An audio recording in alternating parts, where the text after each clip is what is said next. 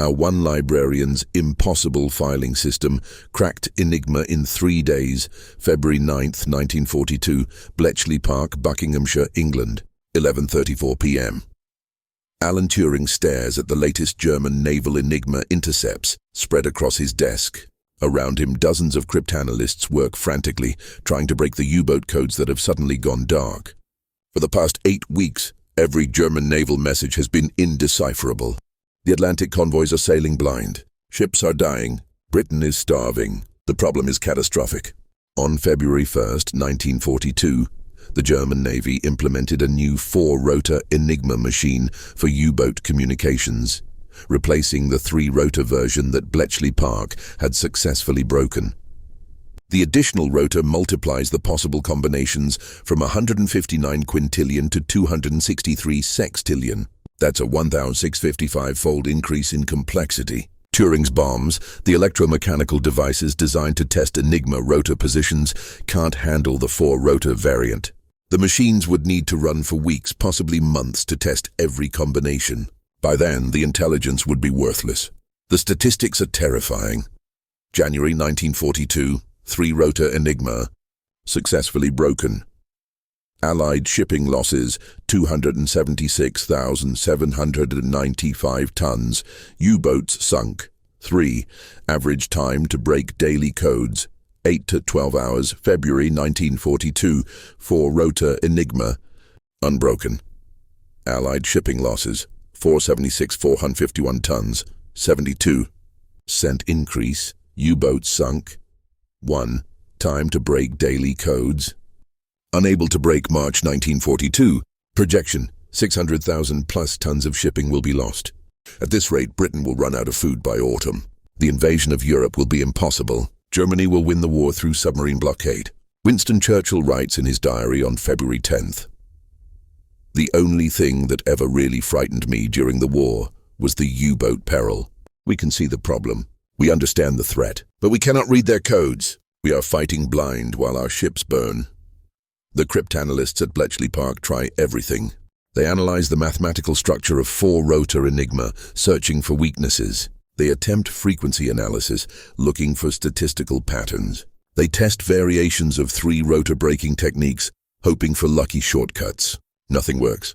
The fundamental problem is information management. Breaking Enigma requires testing millions of rotor combinations against intercepted messages, looking for settings that produce intelligible German text. With 3-rotor Enigma, this was achievable. With 4 rotors, the volume of data overwhelms human capacity to organize and analyze. Turing needs a way to manage the exponential increase in possible combinations. He needs to organize 263 sextillion possibilities into searchable, analyzable, testable subsets. He needs an information management system that can handle complexity no human has ever confronted. What Turing doesn't know, what nobody at Bletchley Park realizes, is that the solution to their crisis is working in the administrative building, cataloging documents and organizing files with a system so revolutionary that trained librarians dismissed it as impossible. Her name is Margaret Collins, and her impossible filing system is about to crack 4-rotor Enigma in 3 days. Margaret Collins was born in 1911 in Oxford, England. Her father was a professor of ancient languages, her mother a translator. Margaret grew up in a household drowning in books, papers, and manuscripts. By age 10, she was helping her father organize his research materials, developing her own methods for categorizing and retrieving information. She attended Oxford University, studying classics and library science. Traditional library science taught the Dewey Decimal System and other hierarchical classification schemes. Margaret found them limiting. They organized information in rigid categories that didn't reflect how people actually searched for knowledge. Margaret believed information should be organized by relationships, not categories. A book about Roman aqueducts relates to engineering, architecture, history, and hydraulics. Traditional systems forced choosing one primary category. Margaret's approach created multiple connection paths, allowing the same item to exist in multiple organizational contexts simultaneously. Her thesis, Relational Information Architecture, Multidimensional Classification Systems, was rejected by her academic committee.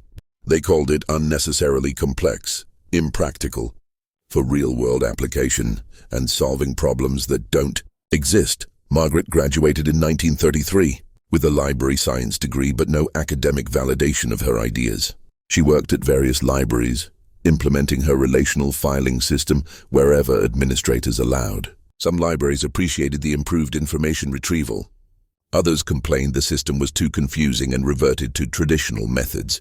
In 1939, when war began, Margaret worked at the Bodleian Library in Oxford.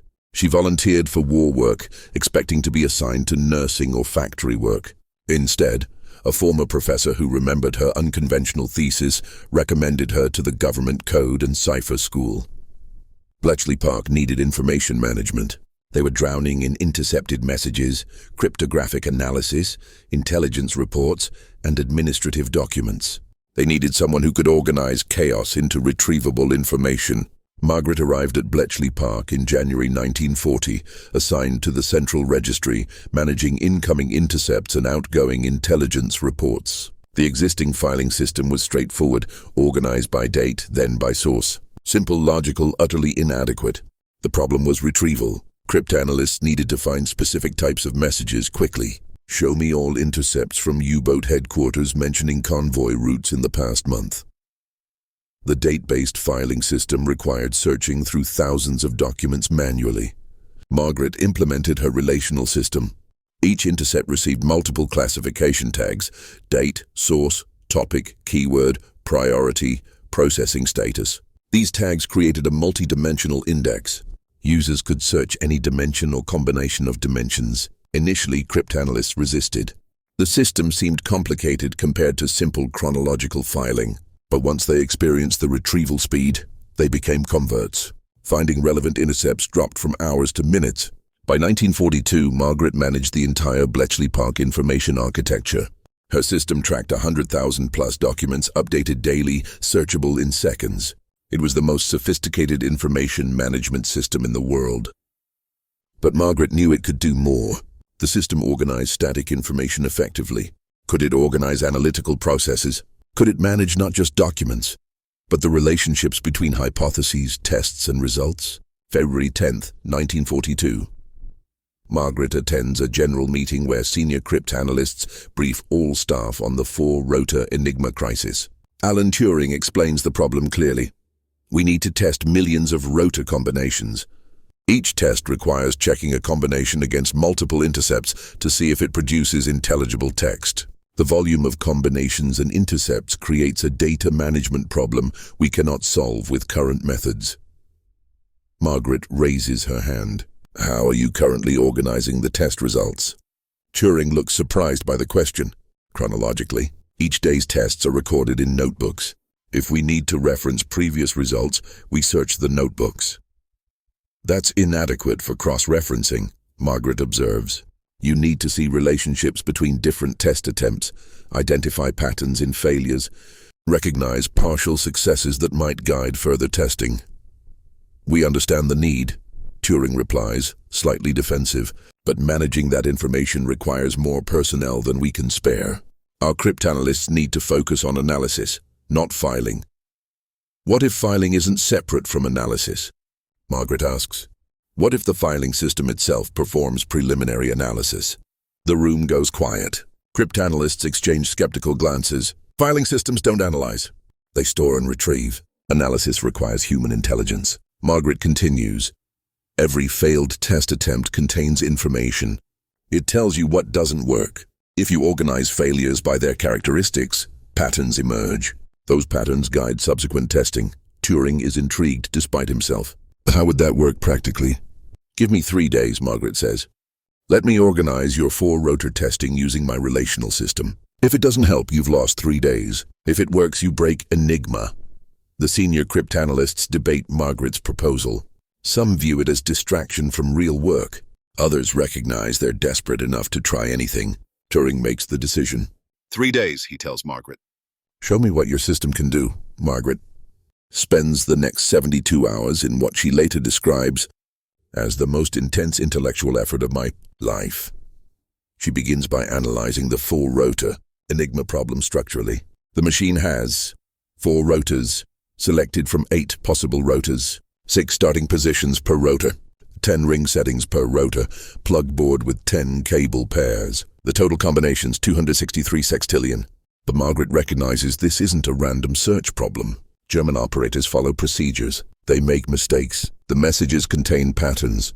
Breaking Enigma isn't about testing every combination. It's about intelligently narrowing possibilities. Margaret's filing system approach. Dimension 1. Rotor selection. The Germans choose 4 rotors from 8 possible rotors. That's 1680 possible rotor orders. Margaret creates index cards for each possible rotor order. Dimension 2. Message characteristics. Each intercepted message has characteristics: length, time of transmission, sender, recipient, priority markers, repeated letters. Margaret catalogs these characteristics. Dimension 3. Test results. Every bomb test produces a result: successful decryption, partial decryption, or complete failure. Margaret categorizes failures by type: wrong rotor order, wrong ring setting, wrong plug board, wrong initial position. Dimension 4. Statistical patterns. Margaret analyzes which rotor orders produce partial successes, which ring settings appear more frequently in near misses, which message characteristics correlate with specific rotor selections. The breakthrough insight: failed tests aren't wasted effort. They're information that narrows the search space. Traditional approach: test combination number 1. If it fails, test combination number 2. Each failure is independent. Margaret's approach: test combination number 1. If it fails, analyze why it failed. Use that information to eliminate thousands of similar combinations. Test combinations that are maximally different from previous failures. She creates a physical filing system using index cards, colored pins, and string. It looks insane. Cards hang from ceiling-mounted wires. Colored strings connect related cards. Pins mark test results. The entire system maps the logical space of Enigma combinations in 3-dimensional physical space. Cryptanalysts walking past her workspace think she's had a breakdown. The construction looks like deranged art project, not scientific analysis. But Margaret sees clearly. Each card represents a hypothesis. Each string represents a logical relationship. Each pin represents data. The physical structure mirrors the logical structure of the problem. By walking through the physical space, she can navigate the logical space, seeing patterns invisible in notebooks.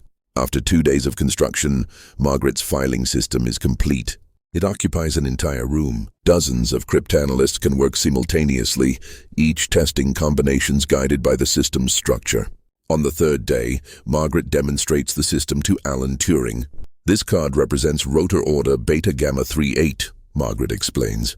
Previous tests eliminated this order for messages transmitted before 600 hours, but it remains viable for later transmissions. The string connects it to messages with this specific characteristic pattern. The pin color indicates priority based on statistical likelihood. Turing examines the system skeptically.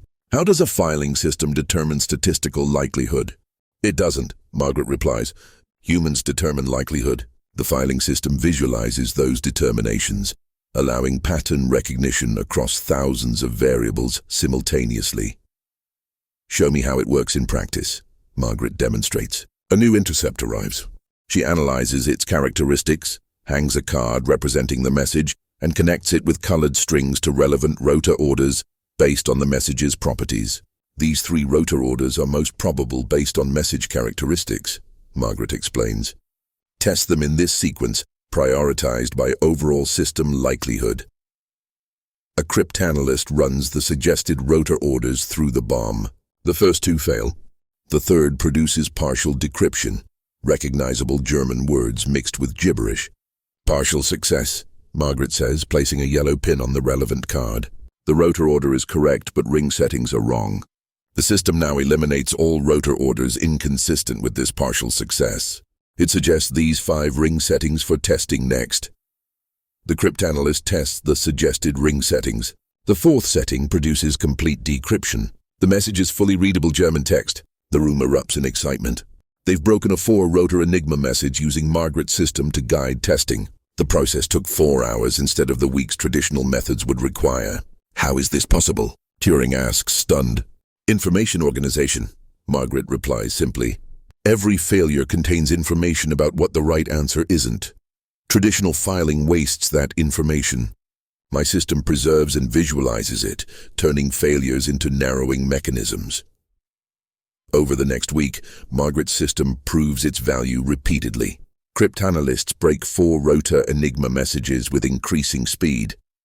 Day 1, 4 hours to break first message. Day 2, 2.5 hours average per message. Day 3, 1.5 hours average per message. Day 7, 45 minutes average per message. By February 20th, 1942, Bletchley Park is reading German U-boat communications again. The Atlantic convoy routes adjust based on decrypted intelligence. Shipping losses drop immediately, but Margaret's system creates unexpected problems. The filing system requires physical space. Margaret's original demonstration system occupied one room. Scaling to process all daily Enigma intercepts requires multiple rooms and dozens of personnel maintaining the card systems. The system requires training. Cryptanalysts must learn Margaret's relational logic. Some adapt quickly. Others struggle with the non-linear thinking required. Most critically, the system is unique to Margaret. She designed it. She understands its logic intimately. When questions arise, cryptanalysts ask Margaret. She becomes the bottleneck. Alan Turing recognizes the problem. Margaret, your system works brilliantly, but it depends too heavily on you. We need to systematize it so others can operate independently. Margaret spends March 1942 documenting her methodology. She writes a 200-page manual, Relational Information Architecture for Cryptanalytic Analysis. The manual explains how to identify relevant dimensions for any analytical problem, how to create index cards representing hypotheses, how to establish logical relationships between cards, how to visualize complex multidimensional data spaces, how to train personnel in relational thinking. The manual is dense, technical, and revolutionary. It's the first systematic treatment of multidimensional information architecture. Decades later, it will influence computer database design, information science, and data visualization. But in 1942, it's simply a training manual for Bletchley Park staff. By April 1942, 15 cryptanalysts are trained in Margaret's methods. By June 40, by December, over 100 personnel at Bletchley Park use relational filing systems for various analytical problems. The systems evolve beyond Enigma breaking. Intelligence analysts use them to track German military units. Supply forecasters use them to predict resource needs. Administrative staff use them to manage personnel assignments. Margaret's impossible filing system becomes standard Bletchley Park methodology. The impact on the war is measurable. Atlantic shipping losses 1942, January 276, 795 tons. Enigma broken. 3-rotor, February 476 and 451 tons. Enigma dark. 4-rotor, March 537, 980 tons. Partial breaking. Margaret's system being implemented. April 414, 688 tons. Regular breaking. System operational. The improvement from February to April represents approximately 60,000 tons of shipping saved monthly. Over the remainder of 1942, Margaret's system contributes to preventing an estimated 500,000 tons of additional shipping losses. More importantly, the system's speed allows timely intelligence. Breaking Enigma messages within hours instead of days means convoy routes can be adjusted before U-boats attack. The psychological impact on German U-boat command is severe. Their convoys keep evading submarines. They suspect intelligence leaks, but never imagine the British are reading their unbreakable codes.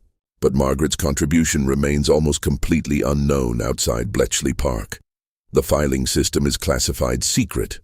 Her training manual is restricted. She receives no public recognition.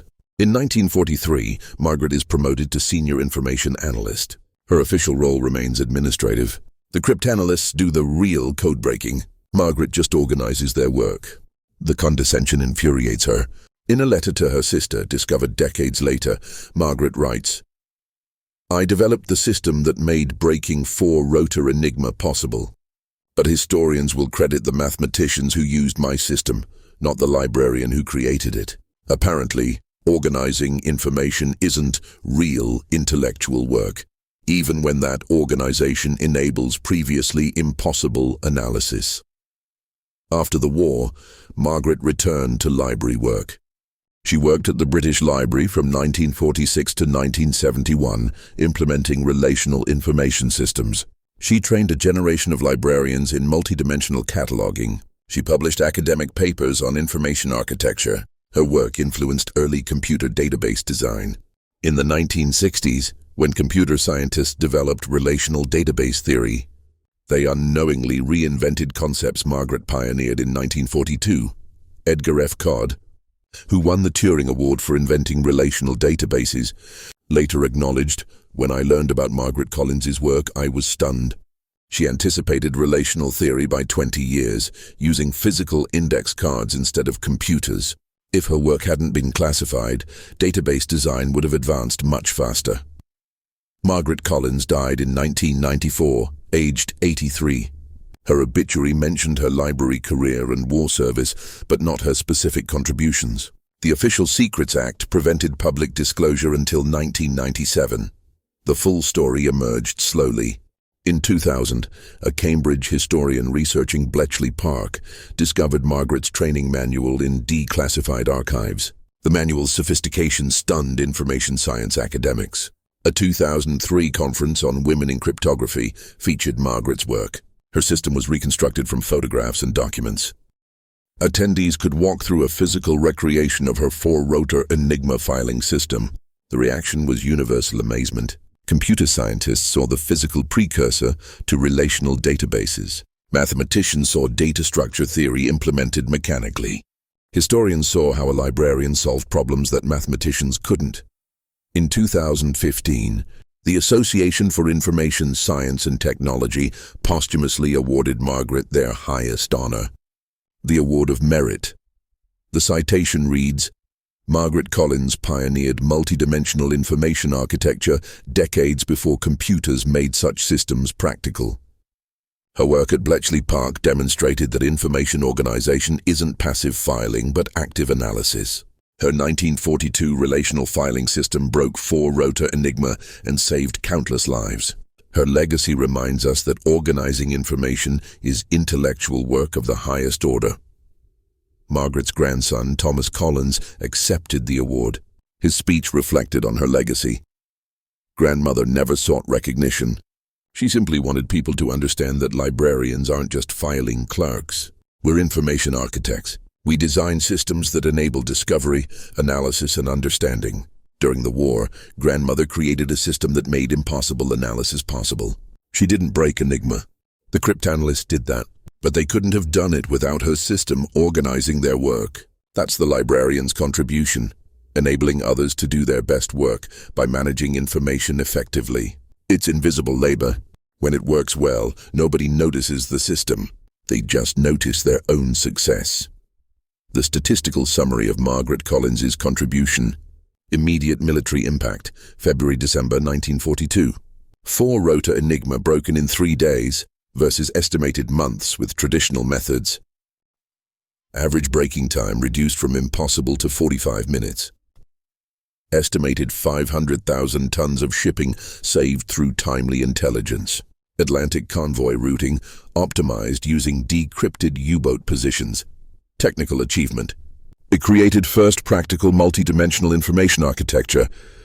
Anticipated relational database theory by 25 years. Demonstrated that information organization enables analysis. Trained 100+. Cryptanalysts in relational thinking long-term legacy. Influenced computer database design. Advanced information science theory. Demonstrated value of non-traditional thinking in cryptography. Proved that soft skills enable hard skills. Modern information systems owe enormous debt to Margaret Collins.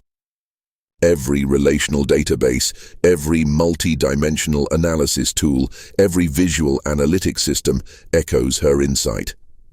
Information should be organized by relationships, not rigid categories. Margaret Collins never won a Nobel Prize. She never became famous. She spent her career organizing other people's information, enabling their success, receiving minimal credit. But her impossible filing system cracked four-rotor Enigma in 3 days, saved hundreds of thousands of tons of shipping, helped win the Battle of the Atlantic, and pioneered information architecture concepts that would transform computing decades later. Not bad for a librarian whose Oxford thesis was rejected as impractical. The story of Margaret Collins reminds us that innovation comes from unexpected sources. Her system worked because she understood something mathematicians initially missed. Breaking Enigma wasn't primarily a computation problem. It was an information management problem. Behind every breakthrough is someone who organized the information that made breakthrough possible. Margaret Collins was that person for four-rotor Enigma. Her impossible filing system made the impossible possible. 3 days to crack an unbreakable code. 60 years to recognize the woman who made it possible.